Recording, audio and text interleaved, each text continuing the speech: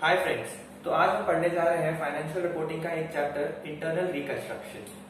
Financial reporting में internal reconstruction is very important chapter and it is one of the simplest chapter. इसमें इतना ज्यादा आपको problem नहीं आना चाहिए। तो चैप्टर है इंटरनल रिकंस्ट्रक्शन।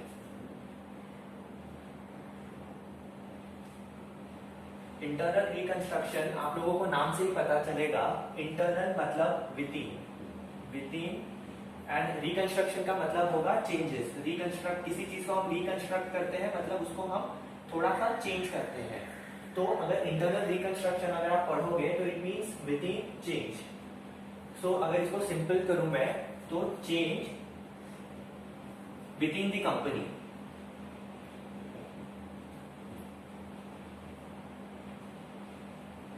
अगर मैं इंटरनल रिकंस्ट्रक्शन को लिखता हूं change with in the company, इससे आप लोगों को पता चल गया रहेगा कि it is related with the company. So internal reconstruction is related with a company. Internal reconstruction हम पार्टनरशिप का नहीं करेंगे, इंटरनल रिकंस्ट्रक्शन हम सोल प्रोप्राइटरशिप का नहीं करेंगे, इंटरनल रिकंस्ट्रक्शन हम करेंगे एक कंपनी का। इसको अच्छे से जानते हैं एक एग्जाम्पल लेके। So let us assume that there is a company called XYZ limited which is in the business of manufacturing anything.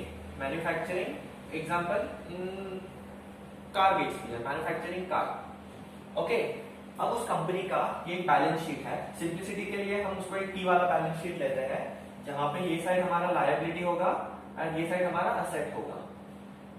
अभी XYZ लिमिटेड एक लॉस मेकिंग कंपनी है, तो उसका बहुत सालों से चालू है लेकिन वो कंपनी प्रॉफिट नहीं कर पा रही है, वो लॉस में ही जा रही है। तो उसका लॉस समझ लो, अगर हमें यहाँ पे लिखना है तो पहले कैपिटल होगा कुछ और 100 रुपए अज्यूम करो, और लॉस है जैसा मैंने कहा, तो उसका लॉस हमेशा असेट के डेबिट साइड में दिखेगा। लॉस है यहाँ पे समझ लो उसका कुछ 200 रुपए लॉस है। उसके बुक्स में कुछ फिक्स्ड असेट्स है। फिक्स्ड असेट्स बहुत पुराने खरीदे हुए हैं और कंपनी ने उनको अच्छे से डेप्रिशिएट भी नहीं किया है अपनी बुक्स में, तो वो अपनी बुक्स में अभी करंटली है वो 500 के वैल्यू पे, राइट। सिमिलरली कंपनी के पास यहाँ पे कुछ लोन्स भी होंगे। यहाँ पे लोन्स होंगे समझ लो 600 रुपए पकड़ लो। यहाँ पे और कुछ डेटर्स होंगे और 200 रुपए के डेटर्स हैं, उनके कस्टमर जो उनको पैसा ही नहीं दे रहे, तो कंपनी के पास बहुत सारे डेटर्स भी है। सिमिलरली यहाँ पे अब ये लोन है। जैसे कि मैंने कहा कि कंपनी एक लॉस मेकिंग कंपनी है, तो कंपनी के पास अपना लोन चुकाने के पैसे नहीं है, ईयर ऑन ईयर उनका इंटरेस्ट बढ़ते जा रहा है, तो इंटरेस्ट भी हम उसको लायबिलिटी की तरह शो करेंगे। तो यहाँ पे उनका इंटरेस्ट भी दिख रहा है। तो अगर मुझे सिंप्लिसिटी के लिए अगर बैलेंस देना है तो ये 900 हुआ, यहाँ पे भी 900 होना चाहिए, यहाँ पे 700 ऑलरेडी हो गया है, तो यहाँ पे ये 200 है। This is a very typical balance sheet, simplicity के लिए हमने ये लिया है। अब ये कंपनी का जैसा मैंने कहा कि फिक्स एसेट बहुत पुराने टाइम में खरीदा गया था, उसके ऊपर अच्छे से डेप्रिसिएशन भी नहीं हुआ है। और अगर हम उसकी मार्केट वैल्यू करंटली अगर देखें, अगर उसको हमें बेचना है मार्केट में, तो ये एसेट हमें ज्यादा से ज्यादा 200 रुपए देगा, लेकिन हमने उसको बुक्स में दिखा के रखा है 500, राइट। डेटर है 200 रुपए। अभी डेटर हमें पैसा नहीं दे रहे हैं, तो एक्चुअली आपने पढ़ा होगा कि अपने को प्रोविजन भी करना होता है डेटर्स का, राइट। तो हमने उसको प्रोवाइड भी नहीं करके रखा है बुक्स में, तो again this 200 is not a correct figure जो हमें एक्चुअली डेटर से पैसा मिलने वाला है, right. So even this is not a correct figure. Now coming back to loan. Loan हमारा 600 रुपए था, उस पर इंटरेस्ट अक्रू हो के 200 रुपए हो गया, राइट। मतलब इस पूरे बैलेंस शीट को अगर आप देखोगे तो इस कंपनी में आपको कुछ सही नहीं दिखेगा, जिसको हम अकाउंटिंग लैंग्वेज में कहते हैं कि no true and fair view, right, no true and fair view.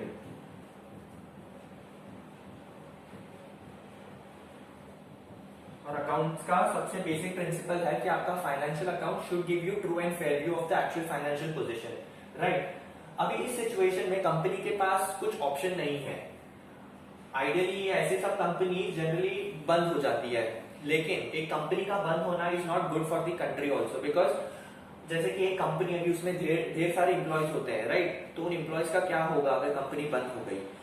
अभी कार मैन्युफैक्चर कर रही है तो it is somehow adding to the economic value in the country, adding to the economic value, because अभी कार प्रोड्यूस करेगी तो raw material खरीदेगी, फिर उसमें ट्रांसपोर्टेशन होगा, so it in a way connects each and every sector, right? So it is adding to the economic value of the country. So closing a company is not the first option itself. Company के पास इस situation में दो option होता है. I hope you have taken care of all these things and it is basic only. अगर आपको note करना है तो आप नोट कर लो. I just wait for 1 minute. तो अगर आप लोग ने इसको नोट नहीं किया है तो आप अपना वीडियो पॉज कर सकते हो, ये रिकॉर्डिंग को, एंड देन इसको नोट कर सकते हो, राइट?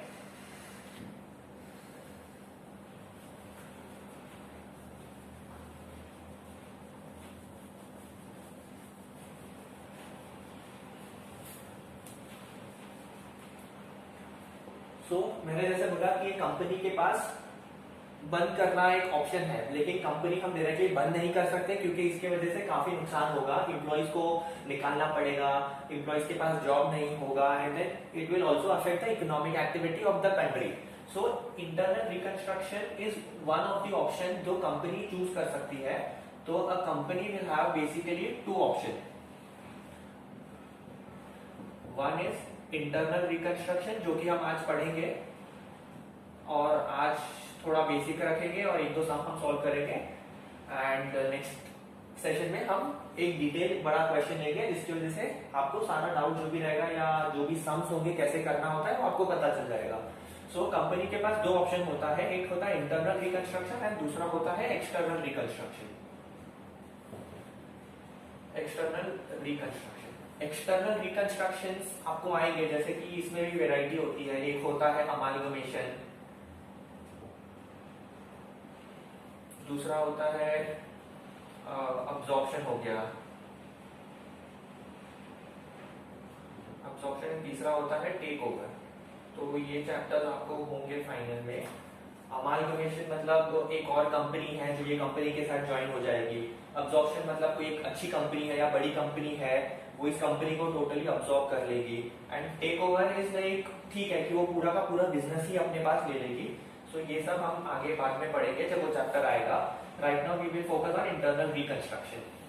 सो इंटरनल रिकंस्ट्रक्शन में कंपनी क्या करेगी, जो कंपनी का बोर्ड ऑफ मैनेजमेंट होगा या बोर्ड जिसको हम कहते हैं बोर्ड ऑफ डायरेक्टर्स या और मैनेजमेंट, वो काफी हाथ पैर मारेगी कि उसका जो ट्रू एंड फेयर व्यू जो नहीं दिख रहा था उसके फाइनेंशियल स्टेटमेंट में, वो अभी उसको सुधारेगी. तो उसके पास क्या होता है कि जैसे अगर आपके पास लोन है, आप लोन नहीं चुका पा रहे हो, तो आप बेसिकली जिस बंदे ने आपको लोन दिया है आप उसके पास जाओगे, उसको बोलोगे कि देख भाई मेरी फाइनेंशियल कंडीशन अभी बेटर नहीं है, अगर तू मेरी थोड़ी मदद करेगा तो मैं तेरे को और पैसे दे सकता हूँ बाद में, मुझे थोड़े टाइम की जरूरत है. या तू देख तूने 600 रुपए लिया था जिसके ऊपर अभी 200 रुपए इंटरेस्ट बन रहा है, तो तू इंटरेस्ट माफ कर दे, मैं तेरे को 600 रुपया देने के लिए रेडी हूँ. तो आप जाके थोड़ा उसके साथ बार्गेनिंग करोगे.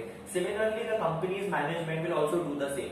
दे will go to the creditors and they will say that okay I have to pay you this much, फिलहाल के लिए चलो मेरे पास अभी पैसे नहीं है, आप मुझे थोड़ा डिस्काउंट दो, या अगर मुझे आपको 100 रुपए देने हैं तो क्या मैं आपको 80 रुपए अभी दे दूं, 20 रुपए मैं बाद में दे दूं.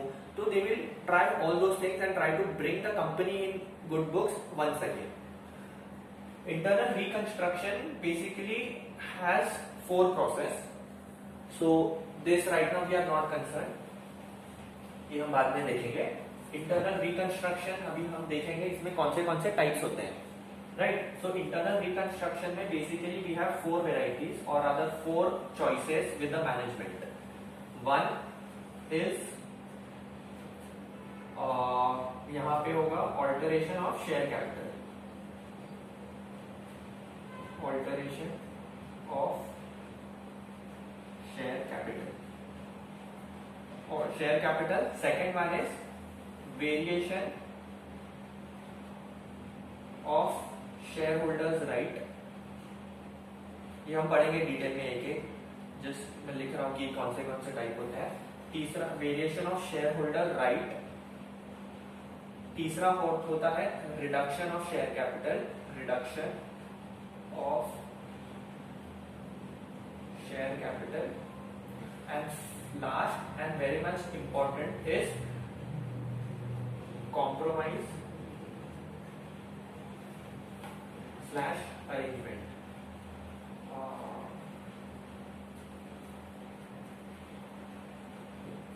बेसिकली आपको एग्जाम में आइडियली ये वाले सम ज्यादा आते हैं, because this is a full fledged sum जिसमें सारे आपको ट्रांजैक्शन दिए जाएंगे और जो भी बार्गेनिंग मैनेजमेंट कर रही है वो आपको एज अ एडजस्टमेंट दिए जाएंगे। तो आपको बेसिकली इस पे ज्यादा फोकस करना है। तो ये हम नेक्स्ट सेशन में पढ़ेंगे। आज we will focus on these three, right. So alteration of share capital. Alteration मतलब अगेन करंट, मतलब ऑल्टरेशन का मतलब बेसिकली अगर आपको पढ़ना है तो ऑल्टरेशन मतलब change of the share capital, right. So assume करो एक कंपनी है, सो ये मैं फर्स्ट है यहाँ पे, इसको मैं यहाँ पे दिखाता हूँ फर्स्ट। सो एक कंपनी है जिसके पास 1 लाख शेयर है, राइट, 1 लाख शेयर, एंड उसकी फेस वैल्यू 10 रुपए है, 10 रुपीज ईच, राइट। तो उसके बुक्स में कितना दिखेगा total? 10 lakhs, 1 lakh into 10 which is 10 lakhs। तो ये उसके कैपिटल में एज अ लायबिलिटी साइड सबसे टॉप पे दिखेगा। So alteration of the share capital में क्या होगा कि the company will make a change in this 1 lakh and they will make a change in this 10 rupees। So what they will do is, now they will, I am just giving an example जो company कर सकती है in alteration of share capital. Instead of 1 lakh shares, what the company will do is 10,000 shares of 100 each, right। so यहाँ पे भी आपका total will be 10 lakhs। so यहाँ पे अगर देखोगे ऑल्टरेशन ऑफ शेयर कैपिटल में आपका अमाउंट चेंज नहीं हो रहा है। यहाँ पे भी 10 लाख है, यहाँ पे भी 10 लाख है, लेकिन आप अगर शेयर की वैल्यू और उसकी पेड अप और अगर फेस वैल्यू देखोगे तो उसमें 1 लाख का 10,000 हो गया एंड 10 रुपीज का 100 रुपए हो गया। आप लोग बोलोगे कि why will a company choose this option, right, कि उसमें तो कंपनी को कुछ फायदा ही नहीं हुआ, तो फिर ये कंपनी क्यों करेगी? तो बेसिकली ये वो कंपनी करेगी जो ज्यादा लॉस में नहीं है, राइट। इनके पास चॉइस है कि ये अपना शेयर कैपिटल थोड़ा अल्टर करे जिससे इनको कुछ फायदा होगा। अगर ये कंपनी बहुत ही लॉस में होती तो ऑब्वियसली उनके पास ये कॉम्प्रोमाइज और arrangement would be the best option, but since the company is not that much loss making they will go for alteration of share capital. इसका एग्जांपल एक जैसे दे सकते हैं कि पहले कंपनी 10 रुपए या 2 रुपए डिविडेंड दे रही थी, राइट, पर शेयर, डिविडेंड ₹2 पर शेयर। सो पहले उसके पास डिविडेंड कितना ज्यादा था? 2 lakh. Since the number of shares was 1 lakh and dividend per share was ₹2। Now since the company has reduced the number of shares, तो अभी उसके पास अगर मैं ₹2 ही रख रहा हूँ डिविडेंड पर शेयर, तो उसके पास सिर्फ 20,000 का ही डिविडेंड जाएगा। This is one of the option which the company can avail। Now we come back on the second option which the company has, variation of shareholders right। So इसको हम second number देंगे and I will explain it here। So variation of shareholders right। So इसमें I'll take another example। Equity shares का नहीं लेते हैं, इसमें हम प्रेफरेंस शेयर्स का एग्जांपल लेते हैं। सो कंपनी के पास समझो 12% प्रेफरेंस शेयर्स है, 12% प्रेफरेंस शेयर्स, और इसमें समझो उसके पास 50,000 शेयर है, 50,000 शेयर ऑफ ₹100 ईच, ₹100। सो यहाँ पे हो जाएगा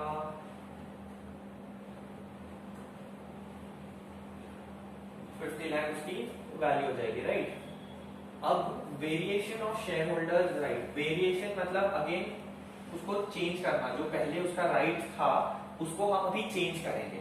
तो in case of preference share holders what is their right? Their right is the dividend on preference shares. अगर हम इक्विटी शेयर होल्डर को डिविडेंड देंगे, लेकिन उसके पहले कंपलसरी होता है कि हम प्रेफरेंस शेयर होल्डर्स को डिविडेंड दें, एंड सिंस उसका 12% फिक्स रहता है, उनको हमें हर साल डिविडेंड देना ही होता है। उसमें भी टाइप्स होता है, क्यूमुलेटिव, नॉन क्यूमुलेटिव, वो हम बाद में देखेंगे, but as of now just understand that हमें प्रेफरेंस शेयर को डिविडेंड देना ही है हर साल, right. So the company's management will go to the preference shareholders and they will say that अरे कंपनी की सिचुएशन अभी खराब है तो हम आपको 12% नहीं दे सकते हैं, तो इससे बेटर है कि हम आपका ये जो 12% है आप उसको 8% कर लो, राइट। 8% प्रेफरेंस शेयर्स को ले लो ताकि हमें भी थोड़ी आसानी होगी, एंड देन जब फ्यूचर में कंपनी का प्रोस्पेक्ट अच्छा होगा, कंपनी प्रॉफिट में आ जाएगी, then we can increase the amount of the dividend also. So preference share holder भी सोचेगा यार मुझे 12% तो वैसे ही नहीं मिल रहा है, मुझे कुछ ही नहीं मिल रहा है, उससे बेटर है मुझे कुछ तो मिले, right. So in that situation, even the preference shareholders will agree for 8% of preferences. Now in this situation, what will happen is everything will remain the same. This will all remain the same. Only the percentage is changing. So यहाँ पे पहले 12% था, which is now become 8%, right? So in the company's new book, 8% preference shares of this will be same 50,000 shares into 100 each, and this will be 50 lakhs. So here also the balance sheet में liability side में 50 लाख यहाँ पे कुछ change नहीं आएगा, लेकिन उनको आगे जाके डिविडेंड में उनको डिफरेंस मिलेगा. तो यहाँ पे straight they are saving 4% of dividend. Mostly in case of variation of share holders right पे अगर आपको जर्नल एंट्री या कुछ पास करना होगा, it will be related to preference shares only, right. तो अगर आप लोग ने नोट कर लिया है तो I go ahead with the third thing which we have for the agenda. And अगर नहीं लिखा है तो पॉज करो video and then you can note it down, जब तक मैं रब कर लेता हूं.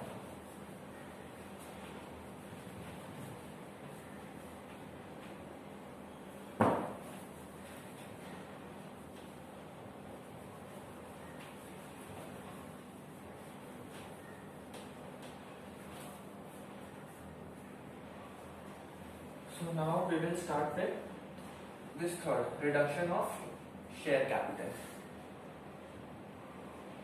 हमने alteration of share capital and variation of share holder right में देखा कि उसका टोटल जो लायबिलिटी साइड पे कैपिटल का अमाउंट है वो चेंज नहीं हो रहा है, बट यहाँ पे from the word itself it is saying reduction.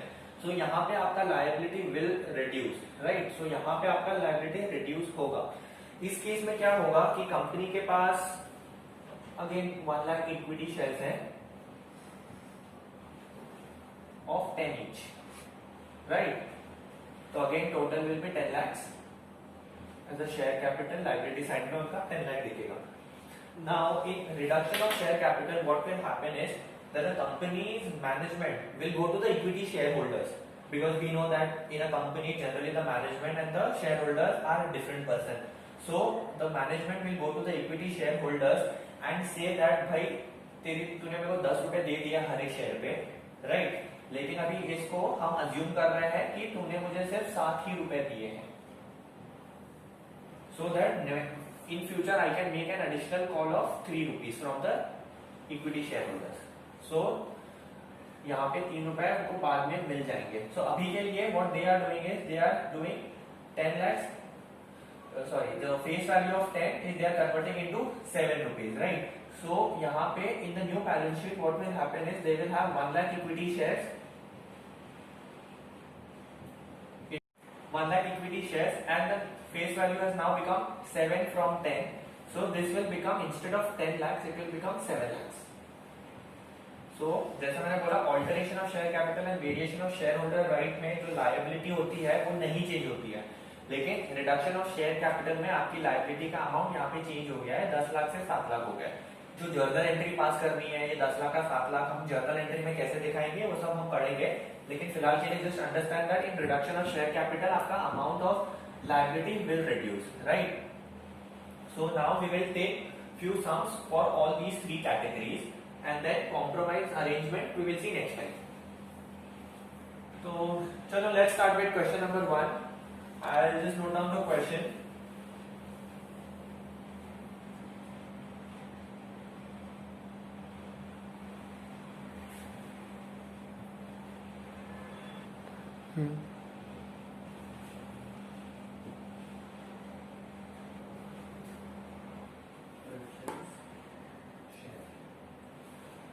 So ये आपका फर्स्ट क्वेश्चन है. इसमें हम थोड़ा जर्नल एंट्री सीखेंगे कि हमने अभी तक जो भी टाइप के इंटरनल रिकंस्ट्रक्शन के मेथड देखे हैं तो उसकी जर्नल एंट्री कैसे पड़ेगी. तो आप फटाफट ये क्वेश्चन नोट कर लो अपने नोटबुक में, फिर इसका सोल्यूशन देखेंगे.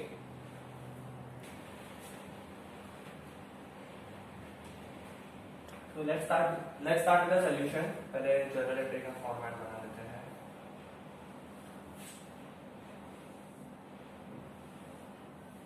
आपका डेबिट आ जाएगा, यहाँ पे आपका क्रेडिट आ जाएगा, यहाँ पे आपका बर्थडे और यहाँ पे आ जाएगा आपका आपका फर्स्ट एंट्री था conversion of 2 lakh fully paid equity shares of 10 each into stock of 1 lakh and balance as 12% fully convert debenture. So यहाँ पे बोल रहा है कि कंपनी के पास 2 lakh fully paid up equity shares हैं और 10 रुपीज। तो यहाँ पे एक बार देख लेते हैं कि वो कह रहा क्या है कि कंपनी के पास 2 लाख शेयर्स है ऑफ 10 ईच। अभी उसको क्या कर रहा है कि उसको वो कन्वर्ट कर रहा है into stock and fully convertible debenture. तो यहाँ पे स्टॉक एंड डिबेंचर, तो इसका टोटल आ जाएगा 2 लाख इंटू 10 इज 20 लाख, जिसको कन्वर्ट कर रहा है 1 लाख स्टॉक में डाल रहा है and balance which is 20 minus 1 lakh is 19 lakh, उसको डिबेंचर्स में दिखाएगा। स्टॉक और डिबेंचर, डिबेंचर्स तो आपको पता होगा क्या होता है। स्टॉक मतलब generally kind of equity shares only, वो हमेशा इंटरचेंजेबली यूज होता है, stock and shares. Shares are of specific company where stock general type के सिक्योरिटीज होती है। तो I don't think so the difference of stock and shares is relevant for us, but since the question it is given that वो shares को convert कर रहे हैं into stock and debentures, तो इसकी जर्नल एंट्री क्या होगी? We know that share capital we show it in a liability side, right? तो उसका क्रेडिट बैलेंस होगा। अब अभी हमें उसको टोटली हटाना है हमारी बुक से। तो अगर किसी भी चीज का क्रेडिट बैलेंस है हमारी बुक्स में और अगर हमें उसे हटाना है तो हम उसको डेबिट करेंगे, राइट? तो हम यहाँ पे इक्विटी शेयर कैपिटल डेबिट करेंगे, equity share capital account debit to stock, because ये हमारी फ्रेश लायबिलिटी है तो हम न्यू लायबिलिटी रिकॉर्ड करेंगे। स्टॉक और डिबेंचर्स कितने थे? 12% fully convertible debentures, 12% debentures. Total यहाँ पे डेबिट साइड में आ जाएगा 20 लाख एंड क्रेडिट साइड में स्टॉक हम इशू कर रहे हैं 1 लाख एंड डिबेंचर्स हम इशू कर रहे हैं बैलेंस 19 लाख, राइट? इसको एक बार फिर से देखते हैं कि हमने इक्विटी शेयर कैपिटल को डेबिट क्यों किया। इक्विटी शेयर कैपिटल एक लायबिलिटी है and liability always have a credit balance, right? जैसे कि एसेट का डेबिट बैलेंस होता है, liability always have a credit balance. तो अगर हमारा किसी भी चीज का क्रेडिट बैलेंस है, अगर उसको हमें हटाना है हमारी बुक से, तो उसको हम डेबिट करेंगे। तो डेबिट क्रेडिट वो जीरो बैलेंस हो जाएगा इधर में, तो हमारी बुक से हट जाएगा, राइट? इसकी वजह से हमने इक्विटी शेयर कैपिटल को यहाँ पे डेबिट किया है एंड स्टॉक और डिबेंचर्स लायबिलिटी होती है, इसके लिए हमने उसे क्रेडिट किया है। नरेशन आ जाएगा be stock and debentures being stock and debentures issued in lieu of equity shares, right? So this will be your first entry. So एक बार अच्छे से देख लो, I'm just repeating it once again. The company had 2 lakh equity shares जिसकी face value 10 रुपए है, face value भी थी and 10 rupees is fully paid up, मतलब 10 रुपए शेयर होल्डर्स ने पूरे के पूरे पे कर दिए थे कंपनी को। तो the total value of the equity share capital in the books of the company was 20 lakh, right? अभी ये 20 लाख के बजाय वो शेयर होल्डर्स को 1 लाख का स्टॉक दे रहे हैं एंड बैलेंस 19 लाख का डिबेंचर्स दे रहे हैं। सो इक्विटी शेयर कैपिटल इसलिए डेबिट हुआ है for total 20 lakh, stock 1 lakh का क्रेडिट हुआ है and balance 12% debentures for 19 lakh. So this is your first entry. Now we come back on second entry, right? Second entry में क्या बोला है?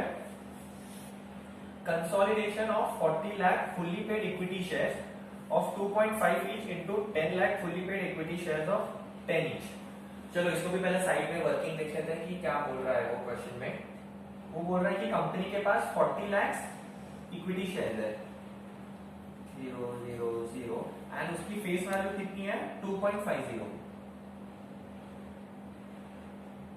इसका टोटल हो जाएगा मल्टीप्लाई करो 40 लाख 1 करोड़, राइट? तो इतनी उसकी इक्विटी शेयर्स की वैल्यू है बुक्स में। अब वो क्या बोल रहा है कि ये कंसोलिडेट कर रहा है into 10 lakh fully paid up equity shares of 10 each.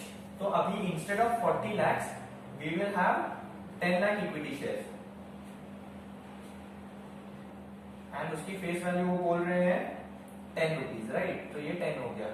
So 10 lakhs into 10, again here it will become 1 crore. So 40 lakhs into 2.50, initially इनकी बुक्स में 1 crore की वैल्यू थी। ये this was the credit balance in their books, and now what they are doing is instead of 40 lakhs अब लोग 40 lakhs को consolidate कर रहे हैं। तो 40 लाख को वहां कंसोलिडेट करके 10 lakhs में किया, तो हर 4 शेयर के बदले लोगों को 1 शेयर मिलता है। ये उसका कन्वर्जन रेशियो है। ये आपको यहाँ पे काम नहीं आएगा, ये आपको अमालगमेशन जब चैप्टर करेंगे तब काम आएगा कि अगर पुराने अगर आपके पास 4 शेयर है तो आपको उन 4 शेयर के बदले एक नया शेयर मिलेगा, और चारों की वैल्यू मिला के 2.5 into 4 वो 10 होती है। तो यहाँ पे एक शेयर की वैल्यू 10 हो गई। तो यहाँ पे अगर आप देखोगे तो यहाँ पे 1 करोड़ है, 1 करोड़ है, सॉरी यहाँ पे और 2 जीरो आ जाएंगे। यहाँ पे भी कंपनी का ये जो वैल्यू है इट इज नॉट चेंजिंग। तो यहाँ पे एंट्री क्या पास करेंगे हम, जैसे कि ये 1 करोड़ का क्रेडिट बैलेंस था, now we want to remove it from the books, तो हम उसको डेबिट करेंगे। Equity share capital account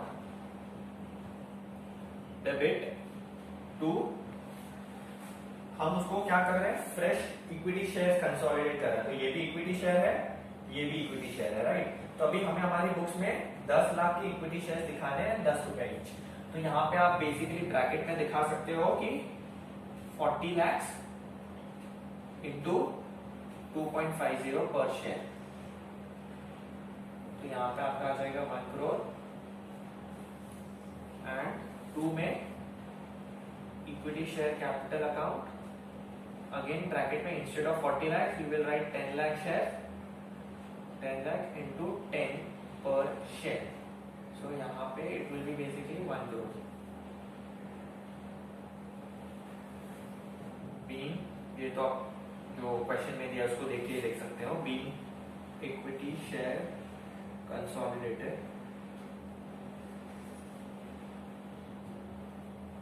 been 40 lakhs equity share consolidated in 10 lakhs equity shares.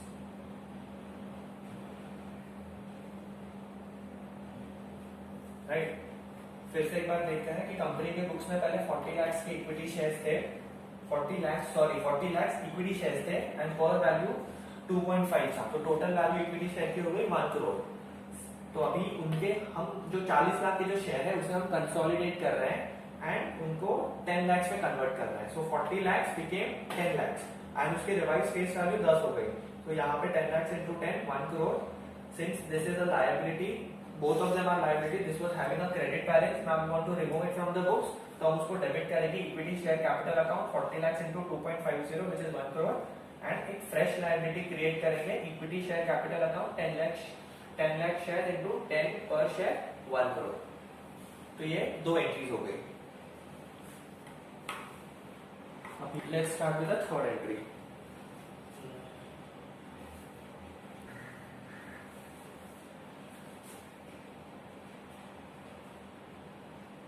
लोगों को ऐसा लगा ना पूछ रहा था, मेरे दोस्त को मैसेज हो रहा था।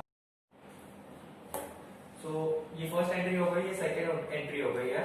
2 एंट्रीज और बची है, देखते हैं थर्ड एंट्री क्या बोल रहा है वो।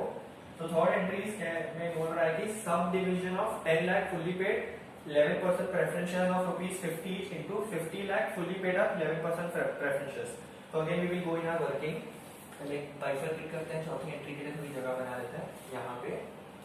तो वो कह रहा है कि sub division of 10 lakh. So company के पास पहले 10 लाख शेयर है, यहाँ पे अभी इक्विटी नहीं है, यहाँ पे प्रेफरेंस शेयर है। याद रखना प्रेफरेंस शेयर है, और प्रेफरेंस शेयर क्या होता है तो वहां पे आपको उसका डिविडेंड परसेंटेज इंपॉर्टेंट होता है। तो the company had 11% preference shares 10 lakh fully paid up into 50 each. तो इसको मल्टीप्लाई करोगे तो ये 5 करोड़ हो जाएगा। 5 करोड़ में आएंगे टोटल में 0, राइट? अभी वो उसको डिवाइड कर रहे हैं, इंस्टेड ऑफ 10 लाख शेयर्स वो उसको 50 लाख शेयर्स में कन्वर्ट कर रहे हैं। तो यहाँ पे 50 लाख शेयर्स हो जाएंगे एंड उसकी वैल्यू क्या है 10 ईच। तो अगेन यहाँ पे 5 करोड़ हो जाएगा, राइट? नाउ यहाँ पे आप देखोगे तो उसने बोला है कि 11% पहले थे एंड डिवीजन के बाद भी वो 11% ही रहेंगे। तो यहाँ पे there is no change in the percentage, यहाँ पे they are just subdividing. So जैसे कि आपने सेकेंड जर्नल एंट्री में देखा था कि वो कंसोलिडेट कर रहे हैं, entry 3 is basically opposite where they are subdividing या डिवाइडिंग। जहां से पहले वो 40 लाख शेयर के बजाय 10 लाख शेयर दे रहे थे, अभी वो 10 लाख शेयर के बजाय 50 लाख प्रेफरेंस शेयर दे रहे हैं। तो यहाँ पे अगर जैसे पहले यहाँ पे 4:1 का रेशियो था, अगर यहाँ पे पुराने शेयर होल्डर के पास एक शेयर है, अब उसको उसी कंपनी के 5 प्रेफरेंस शेयर मिल जाएंगे। लेकिन अगर आप देखोगे पहले वाले की वैल्यू 50 रुपीज थी, नए वाले की वैल्यू 10 रुपए है, इंटू 5 इज इक्वल टू 50। तो यहाँ पे भी इसका लायबिलिटी का अमाउंट चेंज नहीं होगा। Since this is a preference share again is a liability, credit balance है, उसको हमें बुक से हटाना है, तो यहाँ पे हम लिखेंगे 11% preference share capital account debit to again 11% preference share capital account for the new liability. यहाँ पे इसको डेबिट थोड़ा यहाँ पे लिखते हैं, यहाँ पे ब्रैकेट में विल शो द कैलकुलेशन कैसे आया। तो पहले दे हैड 10 lakhs into 50 पर शेयर, एंड देन यहाँ पे यू कैन डू और कितना basically 50 lakhs into 10 per share, and narration आप देख सकते हो बीइंग प्रेफरेंस शेयर्स सब डिवाइडेड, राइट। तो पहले उनके पास 10 लाख प्रेफरेंस शेयर्स थे, जिसकी पर शेयर वैल्यू 50 रुपीज थी, टोटल वैल्यू आ जाती है 55 crore, sorry. Now they are subdividing which is opposite of entry number 2। Entry number 2 में दे वर कंसोलिडेटिंग, यहाँ पे दे आर सब dividing.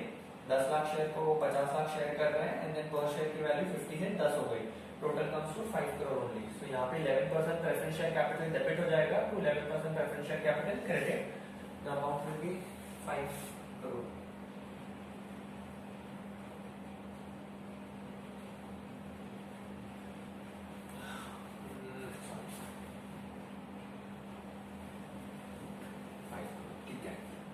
Now we come on the fourth entry, which is last entry for this sum.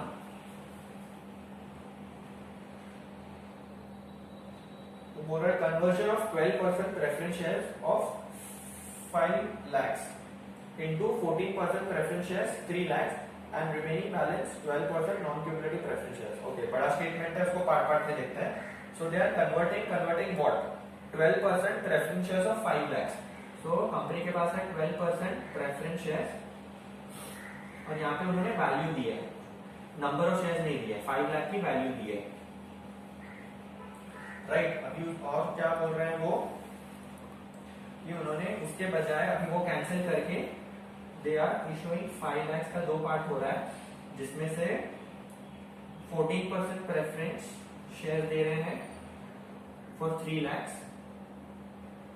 And balance and remaining balance 12% non-cumulative preference shares, right? So यहाँ पे पहले उनके books में 12% preference shares था for 5 lakh rupees, जिसको वो अभी अपने बुक्स में बाइफरकेट कर रहे हैं इनटू। सो यहाँ पे आप देखोगे कि 12% preference shares था, उसको हमने 14% कर दिया preference shares of 3 lakhs and balance which is 5 lakhs minus 3 lakhs 2 lakhs, उसके लिए वो 12% नॉन क्यूमुलेटिव प्रेफरेंस शेयर्स दे रहे हैं, राइट। तो अभी इसकी एंट्री क्या होगी, now again preference shares is a credit is a liability which will have a credit balance in our books, so उसको हम पहले रिवर्स करेंगे। सो यहाँ पे एंट्री होगी 12% preference share capital account debit to, उसके बजाय क्या इश्यू हो रहा है उनको, 14% preference shares, right. So to 14% preference share to 12% non-cumulative preference shares. यहाँ पे अमाउंट था 5 लाख, सो इसके बजाय डायरेक्शन में यहीं पे ले सकते हैं, बिकॉज यहाँ पे वर्किंग नहीं है, नंबर ऑफ शेयर अपने को दिया नहीं है। So it will be 5 lakh, balance is 3 lakhs and the remaining 2 lakhs. Narration आ जाएगा be 12% preference share split up into 14% preference share and 12% non cumulative preference share. Right, so ये आपकी टोटल चारों एंट्रीज है। एक बार आप देख लो और नोट कर लो उसको। तो ये चार एंट्रीज हैं जिसमें से first and two are basically for your first method which is alteration of share capital, and जो थर्ड एंड फोर्थ एंट्री है these are basically example of variation of your share holders right. जैसे कि preference shares का पहले 12% था, तो यहाँ पे मेकिंग 14% एंड 12%, तो यहाँ पे इनका राइट जो है वो वेरी हो रहा है। So that is why this is also an example of variation of share holders right. तो आज के सेशन में हमने पहला और जो दूसरा मेथड है उसका एग्जांपल देखा, जर्नल एंट्रीज है ये। अभी नेक्स्ट लेक्चर में हम थोड़ा तो तीसरा मेथड है रिडक्शन ऑफ शेयर कैपिटल, जहाँ पे हमने देखा था कि थोड़ा लायबिलिटी जहाँ पे रिड्यूस होती है तो वो उसकी जर्नल एंट्री क्या पास करनी है, तो वो हम नेक्स्ट लेक्चर में देखेंगे।